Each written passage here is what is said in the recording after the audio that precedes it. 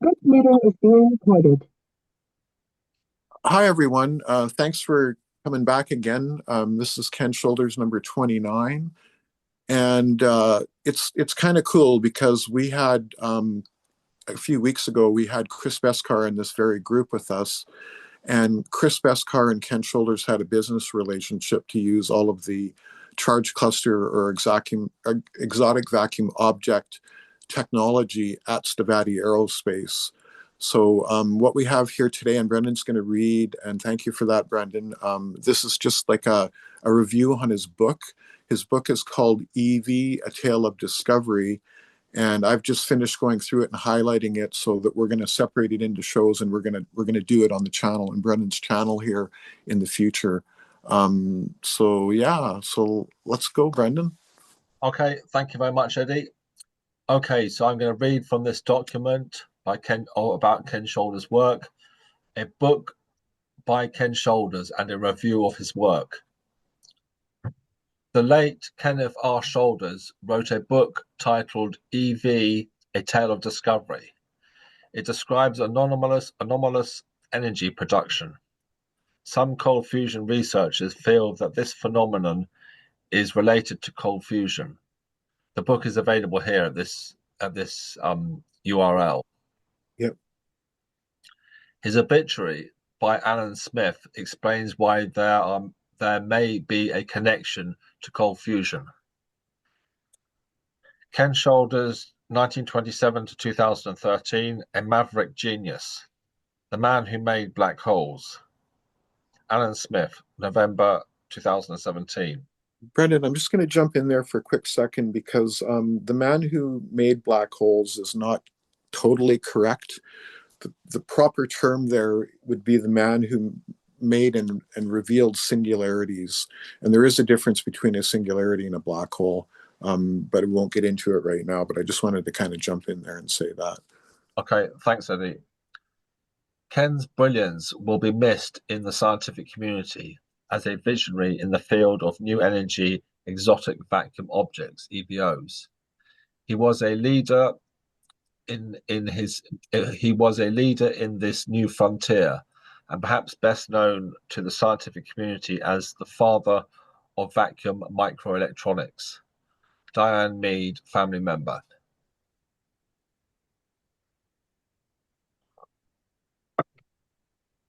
Introduction. Almost anyone who has spent time investigating unlikely physics may have stumbled across mention of or papers written by the late Ken Shoulders. There are factors emerging now which may well bring renewed interest in the huge body of scientific work which forms his intellectual legacy. Shoulders has often been described by his peers as the father of the domain known as vacuum nanoelectronics. In part, this is because over the last decade, prompted by concerns about climate change and rising energy costs, there is in the phenomena formerly known as cold fusion, now generally referred to as LENR, low energy nuclear reactions. Is that right, Eddie? Yep. Yep. It seems likely that this field will benefit from a re-examination of Shoulders' discoveries, particularly his work on EVOs, exotic vacuum objects, or charged clusters, EV. Mm-hmm.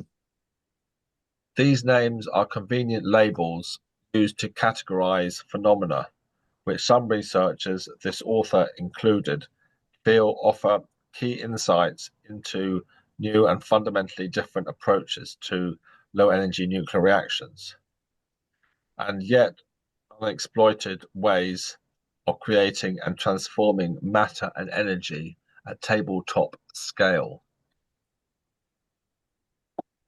Early years, born in Texas, Ken Shoulders scraped through high school with modest grades, begrudging time spent studying subjects he found boring in order to pursue his interests in electronics and aeronautics. Despite being a less than ideal student, he was clearly bright and remembered for his fondness and skill at dismantling and rebuilding things just to find out how they worked.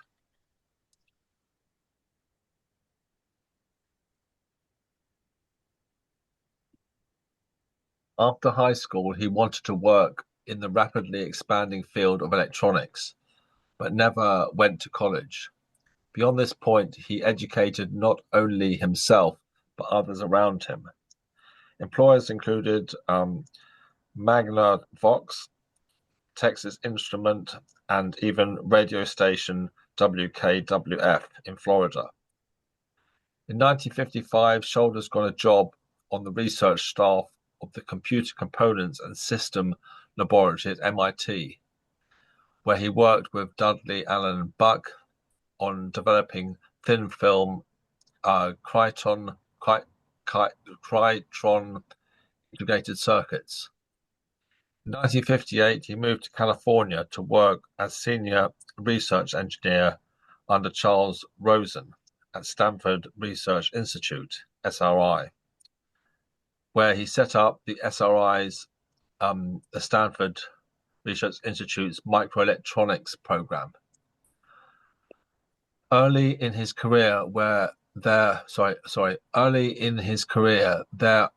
research and development carried out under Shoulders' direct guidance led to the development of many novel and radically improved devices and systems, including the quadrupole spectrometer, vacuum systems for evaporation processes, and he pioneered the multi-beam electron etching system used to create, amongst other things, the spin cathode array.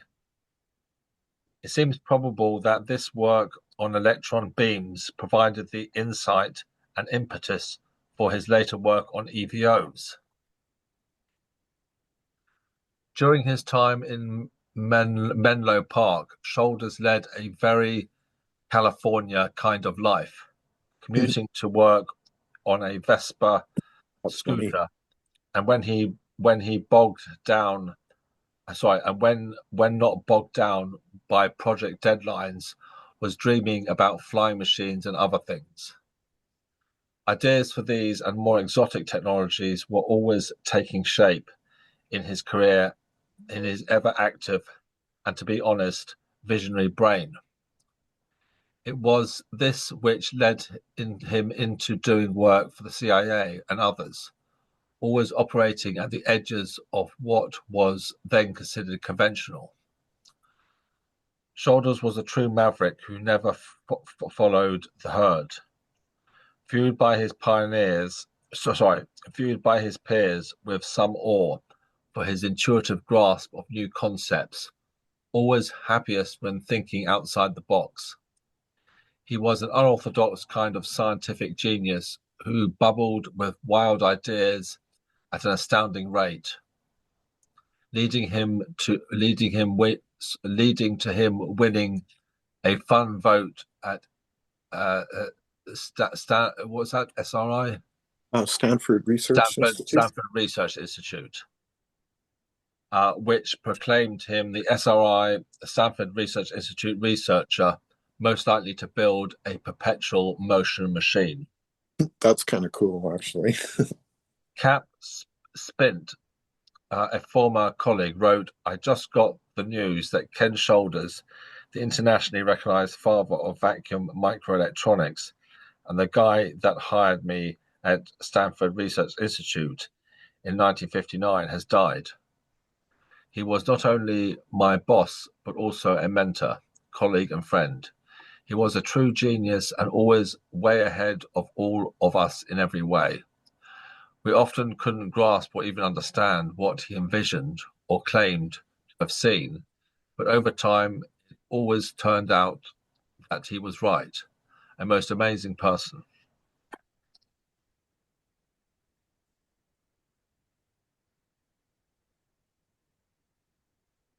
By the 1960s, Shoulders had developed primarily sketches and specifications for a flying car and gyrodyne converti plane. the development of which was funded by Stanford Research Institute. Interesting. This was a true ground-to-air to ground vehicle designed to save long-distance commuters hours of travel on crowded roads. A hybrid car, helicopter, and aeroplane, it had a rotor on top, enabling near vertical takeoff and landing using roads rather than airports. Forward swept wings and a pusher propeller at the rear enabled the converter plane to travel further and faster than a helicopter. In 1963, he applied for California's Senate Transportation Committee. He applied to the California Senate Transportation Committee for permission to use his invention on public roads. And in 1964, they agreed. But objections from individual townships started piling up, and political pressure saw the project dropped. Shoulder's response to this was to create a new company called Vertitech, with the intention of developing remote-controlled drones for a wide variety of uses, from children's toys to crop dusting. So in this image here, it says promotional handbook for the Gyrodyne convertiplane, an aircraft Shoulders believed could change how people commuted to work. Kenneth R. Shoulders Papers, CHF Collections.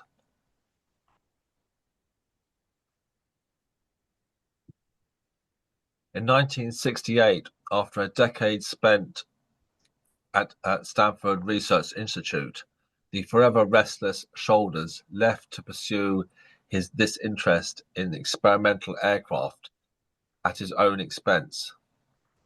But as he saw it, free from bureaucratic restraint. 1976, needing more substantial funding to pursue his plans, Shoulders visited Hal Puthoff at Stanford Research Institute. This led to Puthoff organizing a meeting with George Bill Church, the owner and CEO of a chain of shops called Church's Fried Chicken, a Texas businessman eager to fund research into new energy sources. They soon settled on a deal. Church would pay Shoulders a wage and fund his lab work, and in return, Church would have a financial interest in Shoulders' inventions. Eventually, these two became friends as well as business partners. Church and Shoulders together had the organization, brains, and money needed to build a personal aircraft.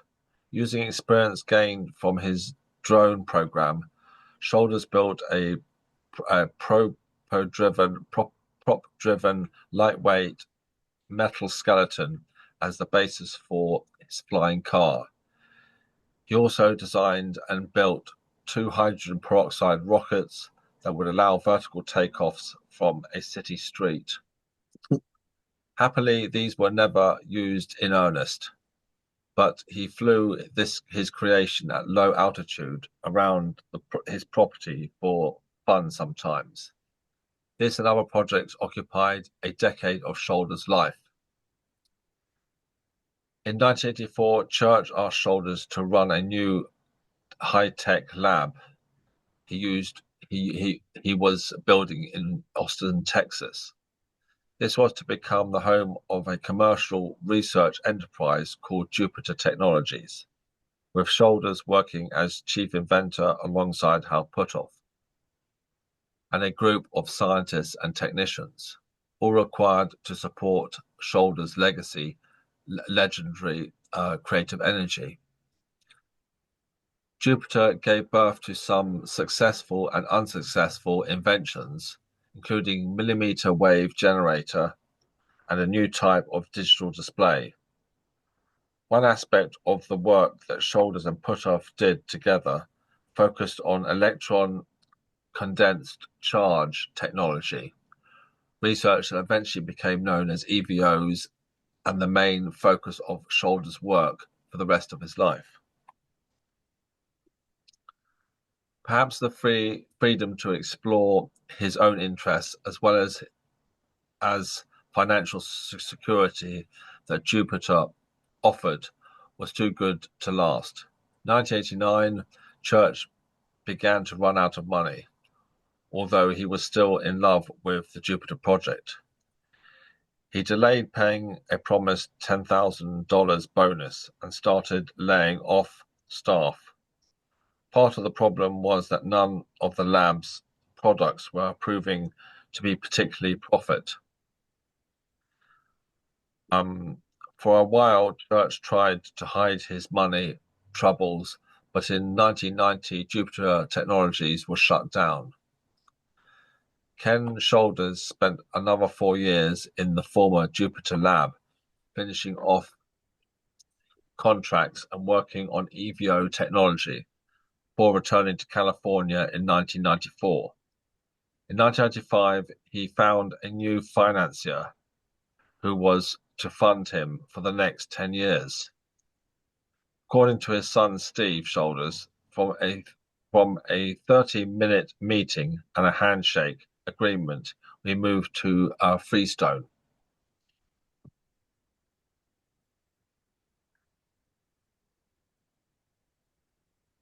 What are EVOs? It seems possible that observations Shoulders made while working on electron beam devices at the Stanford Research Institute set in motion a train of thought that led to his work on creating, describing, and categorizing EVOs, which he described as clusters of perhaps hundreds of billions of electrons. At one point in his papers, he mentions that the number of electrons in an EVO may be linked to Avogadro's number. The quote below suggests he had been thinking about free-flying electrons for a long time. Quote, "It is better to develop electronics with free-flying electrons than develop transistors, where the electron velocity is much slower due to the ion cores retracting the electrons in the solid material and semiconductors." Ken Shoulders in conversation. There is, of course, a huge fundamental objection to the idea that electrons, which all carry the same negative charge, could form a kind of close association.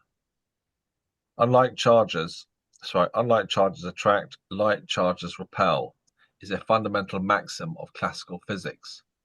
Shoulders discussed the EVO idea with Professor Feynman, who dismissed him as nuts initially, though later he wrote saying that there was an explanation and some prior art, and that EVO theory was correct. There has also been work done on the theoretical underpinning of EVOs by Hal Puthoff, described in this paper.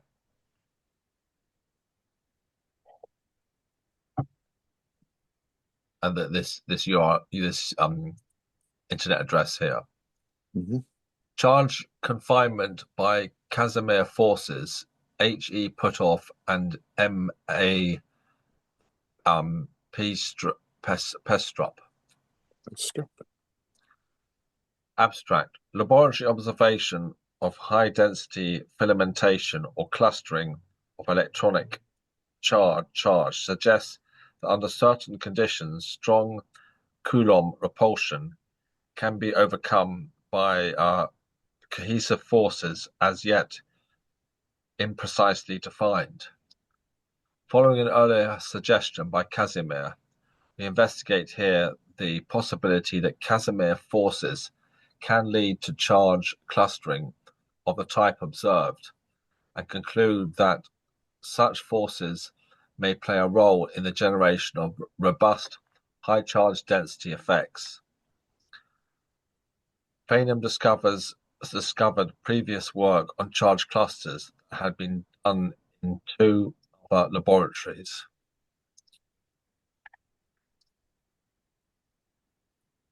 Ken Shoulders EVO research. It is possible that this short piece it is impossible in this short piece to describe or attempt to explain the huge body of work on EVOs that Ken Shoulders and his son Steve created, working for 25 years in a well-funded 4,000 square foot lab in California. An accessible description of his apparatus and some ancillary instruments to be found in the paper below. Following the disclosure of Ken Shoulders' web archive, this particular document can no longer be found easily on the web, so a link, a PDF copy is appended. Apparatus for formation and use of EVOs, Ken Shoulders, July 2nd, 2009. Abstract. The apparatus described here is the result of the integration of many component design iterations that have been tested both separately and in small systems. A useful design shown is a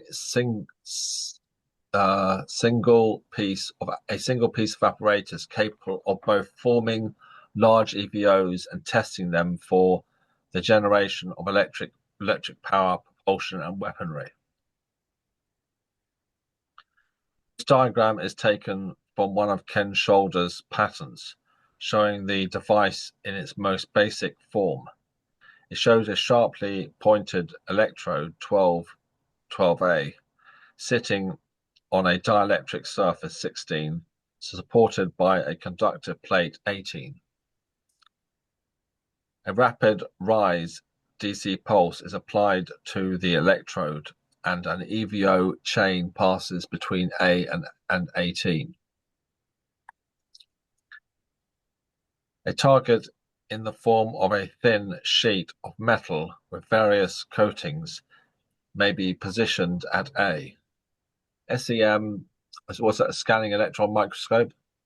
Examination of the target is used to provide evidence of an interaction. The small craters produced are the result of EVO impacts. Analysis of the size and topology of these penetrations indicates the amount of energy deposited on the target foil. EVOs are firmly in the camp of exotic physics. Some, including Ken Shoulders, see them as connected. Sorry, that's a typographical error. See them as connected to the quantum vacuum, sometimes called the ether.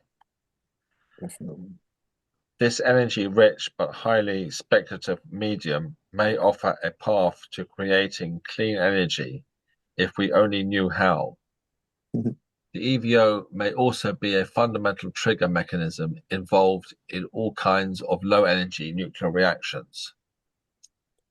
It is possible that those searching for a low-energy nuclear reaction theory and to develop reliable systems should be looking at EVOs. And the image here, it says an example of an EV impact crater in metal shown in a paper presented at the Massachusetts Institute of Technology, MIT Cold Fusion Conference, May 21st, 2005 by Ken Shoulders. 20 years ago. Sorry? Yeah. That's 20 years ago. Nature of EVOs. Shoulders described EVOs as a highly organized micron-sized cluster of electrons having soliton behavior. Very important. Populations on the order of Avogadro's number. As previously stated, Avogadro's number is 6.32 times 10 to the 23. Describing the damage these clusters do when striking an oxidized aluminium foil target. He said, using an ordinary thermal interpretation, a thermal gradient for bulk material is greater than 26,000 degrees C per micrometer would be required to achieve these effects. This suggests that 26,000 C, oh sorry, is that 26,000? There might be a typo in there, No, I think. 26,000 centigrade would be the temperature required to melt a clean hole right through material at a melting point of 2,600 degrees C. Photographs below show an EV impact crater in aluminium from a paper presented at the MIT Cold Fusion Conference, 21st of May 2005 by Ken Shoulders. Figure 1 show EV strike on 6 micrometer thick aluminium foil entry side. Figure 2, EV strike on 6 micrometer aluminium foil exit side. Shoulders further notes on EVO formation and characteristics.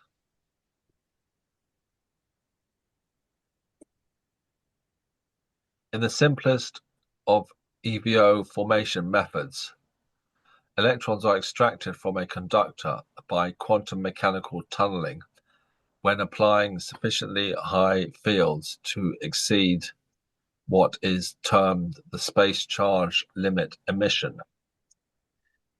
In this trans-space charge region, electrons are emitted as a coherent stream of fluid having number densities equal to that of the conductor lattice template, being in the region of Avogadro's number. Fluid-like properties of this emergent stream, along with incidental electrodynamic forces, determine how much emission occurs when quenching. Hence, the size of the spherical shape of individual emergent EVOs, as well as the stream of flow properties, producing the bound and entwined groups of entities emitted. In this scenario, the foundation properties of the EVO always existed within the confines of the conductor lattice. When the electron substance is pulled from the lattice by intense fields, a new container form must be found. The references above to bound and entwined and a new container form are related to Shoulders' conclusion, reached after thousands of hours of careful bench testing and direct and indirect observation, that discrete EVOs are toroidal in form, and these can then form chains of intertwined toroids. A remarkable thought.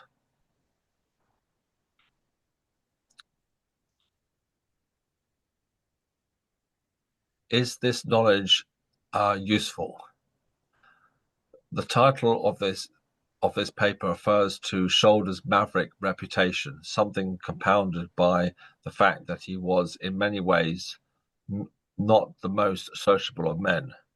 His lack of more than high school formal education, his scattershot CV, and the company he kept, even how put off his colleague at Stanford Research Institute, was somewhat suspect due to his interest in parapsychology and connections to Uri Geller. Wow. Shoulders also became friends with John Hutchinson, who is at the furthest end of the wild and questionable science spectrum. But these were not the only relationships he developed. Other friends of many years' standing were more conventional scientists. Despite a tendency to grouchiness, Ken was a superb craftsman, a gifted experimenter and visionary thinker who commanded respect tinged with occasional awe from many people. His unorthodox approach was both stimulus for and the result of his openness to unusual ideas. He never dismissed something new out of hand. He thought about it, and if thinking was positive, he tested it. One thing many of his friends and colleagues often remarked on is that his scientific ideas were almost never wrong. Ken convinced many, but not all, that the EVO phenomena is real, in spite of the like charge repulsion difficulty. In his own words, nobody believed anything I ever said. They only believed the gadgets that were run by EVs. I actually had to almost beat the patent office into submission by a series of brutal assaults with my devices. It is worth remembering that Ken was sure that EVOs offer a connection to the basic fabric of the universe by biasing the medium with a dense asymmetrical charge distribution. This is a very powerful concept and may well be the foundation for any device that operates with an efficiency that indicates over unity. Definitely. Ken Shoulders also believed that EVOs were capable of transforming into mini black holes, or in their various manifestations, all EVOs are not the same, could be harnessed for unlimited energy production, anti-gravity, propulsion, transmutation, teleportation, imaginable destructive capability, quite a list. So here's just some references here. Yeah, to Ken Shoulders. I was just gonna say that, yeah, that is So definitely. read this bit here.